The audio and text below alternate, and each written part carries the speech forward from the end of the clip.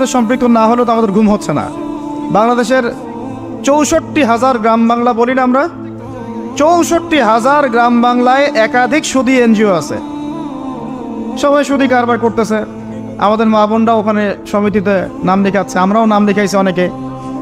কিস্তি শোধ করতে হচ্ছে, জমি বন্ধক রাখো, বাছুর বন্ধক রাখো, গরু বন্ধক রাখো। শেষমেশ ধনীরা ধনী হচ্ছে, গরিবরা গরিব হচ্ছে। কারণ আল্লাহ পাক এই কিতাবের মধ্যেই বলেছেন, সূরা বাকারার শেষের দিকে আছে যে ইয়া আইয়ুহাল্লাযীনা আমানু, হে মুমিনগণ, ইত্তাকুল্লাহ, আল্লাহকে ভয় করো, ওয়া যারু মা বাকিয়া মিনার রিবা, সুদ ছেড়ে দাও, ইন কুনতুম মুমিনিন, যদি মুমিন হয়ে থাকো, ওয়া ইন লাম তাফআলু, সুদ যদি না ছাড়ো, ফাআযানু বিহারবিন মিনাল্লাহি ওয়া রাসূলিহি, আল্লাহ এবং তার রাসূলের সাথে যুদ্ধের ঘোষণা শুনে রাখ। কাঁধে তুলে আপনারে কবরে নেওয়া হবে, আগে থেকে খুঁড়ে রাখা কবরটার মধ্যে আপনারে বিছিয়ে দেয়া হবে, বাঁশের কচি দিয়ে তার উপরে মাটির চাপা দিয়ে সব চলে যাবে। ভাবেন না একবার চোখ বন্ধ করে, this is the circle of life, this is the nature of life. এটা সবার হবে, আমার হবে, আপনার হবে। এত মায়া, এত ভালোবাসা কই যাবে? কেউ থাকবে না, সবাই আপনার অন্ধকার কবরে রেখে দিয়ে চলে আসবে। উপরে বাঁশের কঞ্চি, তার উপরে মাটির চাপা, অন্ধকার আর অন্ধকার। এই অন্ধকার যেন শেষ হতে চায় না, শুধুই অন্ধকার, ঠিক কিনা? এজন্য আমাদের চলে যেতে হবে। দাদা গেল, চাচা গেল, মামা গেল, আমাদেরকেও যেতে হবে, জোরে কোন ঠিক কিনা? একদিন মাটির ভেতরে হবে ঘরে মন আমার, কেন বন্ধ দালান। একটা জিনিস বাদ দিতে পারলে জীবনে সবচেয়ে বেশি শান্তি পাবেন। সে জিনিসটা কি জানেন? কমপ্লেন করা। সেটা হচ্ছে অভিযোগ করা। আল্লাহ আমাকে এটা দেয় নাই মনে হয়, আল্লাহ আমার কপালে এটা রাখে নাই মনে হয়, আমার এটা নাই মনে হয়, আমার ওইটা নাই মনে হয়। এইভাবে কমপ্লেন যখন করবেন, আপনার জীবন থেকে সুখ শান্তি সমৃদ্ধি দূরে চলে যাবে।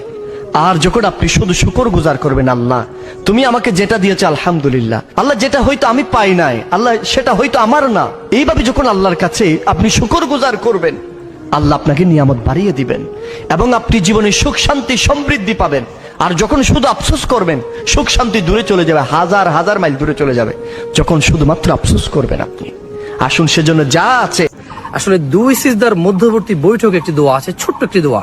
তোর হচ্ছে আল্লাহুম্মা গফিরলি ওয়ারহামনি ওয়াহদিনি ওয়াজবুরনি ওয়াআফিনি ওয়ারযুকনি ওয়ারফা'নি। এক সিজদা দিয়ে যখন আমরা সুবহান রাব্বিয়াল আলা, সুবহান রাব্বিয়াল আলা, সুবহান রাব্বিয়াল আলা পড়ে উঠি, আল্লাহু আকবার বলেন, দেন আরেকটা সিজদা যাব, এর মধ্যবর্তী এই দোয়াগুলো পড়বেন। দোয়ার অর্থ খুবই সুন্দর। আল্লাহুম্মা গফিরলি, আল্লাহ আপনি আমাকে মাফ করেন, ওয়ারহামনি আপনি আমাকে দয়া করেন, ওয়াহদিনি আপনি আমাকে সঠিক পথে পরিচালিত করেন, ওয়াজবুরনি আপনি আমার ক্ষয়ক্ষতি পরিপূর্ণ করে দেন, সমস্ত যে ক্ষয়ক্ষতি আছে সেগুলো পরিপূর্ণ করে দেন। কেমন? এবং ওয়াফিনি আপনি আমাকে কি করেন? নিরাপত্তা দান করেন। ওরজুকনি আপনি আমাকে রিজিক দান করেন। এবং সর্বশেষ হচ্ছে ওয়ারফা'নি আপনি আমার মর্যাদা বৃদ্ধি করে দিন। কেন বলে মুহাম্মদ তুমি মারো? বিশ্বনবী মারে নাই, কিন্তু বিশ্বনবী ওনার ডান হাত মোবারক কি নরম হাত, সফটার দেন সিল্ক, সিল্কের চেয়ে নরম ছিল। ওয়া কানা কাফুহু আবিয়াদু মিনাদ দিবাজ, সফটার দেন সিল্ক, রেশমের কাপড়ের চেয়েও বিশ্বনবীর হাতের তালু সফট ছিল। এই হাতটা দিয়ে বিশ্বনবী রুকানার ডান কাঁধে এভাবে টাচ করলেন, মারে নাই, খালি বলছে রুকানা এত লাফাস কেন? টাচ করার সাথে সাথে রুকানা বেহুশ হয়ে জমিনে পড়ে যায়। সবাই তো অবাক, ঘটনা কি? ঘটনা কি? কি মিরাকেল, কি অলৌকিকত্ব! পানি ঢেলে রুকানারে হুশ ফিরানো হয়েছে। সবাই বলে, রুকানা তুই তো অনেক বড় পালোয়ান, আব্দুল্লাহর বেটা মোহাম্মদ ঘুষিও দিল না, লাথিও মারলো না, বেহুশ হইলি কেন? রুকানা বলে, আরে তোরা তো দেখোস নাই, তোরা দেখেছিস মোহাম্মদ হাত দিয়ে ধরেছে, আমার মনে হয়েছে বিশাল পাহাড় এসে কাঁধে চেপেছে। আমরা আল্লাহকে চিনি, আল্লাহ পাক বিজয়ের শর্ত দিয়ে দিয়েছেন, আল্লাহ পাক বিজয় দিবেন এটা বলে দিয়েছেন, কিন্তু বিজয়ের শর্ত দিয়েছেন। আল্লাহ পাক একটা সূরাতে বলছেন যে ওয়ালা তাহিনু বা'দা আউযু বিল্লাহি মিনাশ শাইতানির রাজিম।